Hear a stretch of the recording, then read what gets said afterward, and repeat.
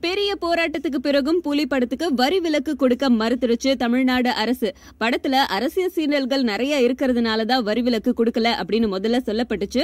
ஆனா வரி விலக்கு குழுவினர் இதை மறுத்திருக்காங்க. படத்துல வன்முறை காட்சிகள் அதிகம் இருக்கிறதாலதான் வரி விலக்கு மறுக்கப்படுறதா புலி தரப்பின் கிட்ட சொல்லிருக்காங்க.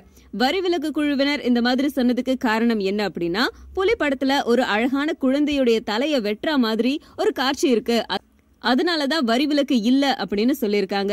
நிஜத்துல ஒருத்தவங்கள கொன்னாதான் கொலை அப்படின்னு இல்ல, ஒரு குழந்தைய கொல்ற மாதிரியான கற்பனையும் கொடூரமான கொலைதான். அதனால அந்த காட்சியை உடனே நீக்குங்க அப்படின்னு சொன்னதுக்கு இயக்குனர் சிம்புதேவன் அந்த காட்சி படத்துக்கு ரொம்ப முக்கியமானது, அதை நீக்க முடியாது அப்படின்னு கராரா சொல்லிட்டாராம். அதனால வரி விலக்கு உடனடியா மறுக்கப்பட்டிருக்கு. கூடவே இந்த மாதிரியான படங்களுக்கு எப்படி யூ சர்டிபிகேட் கொடுத்தாங்க அப்படிங்கிற கேள்வியையும் வரி விலக்கு குழு கேட்டிருக்கு.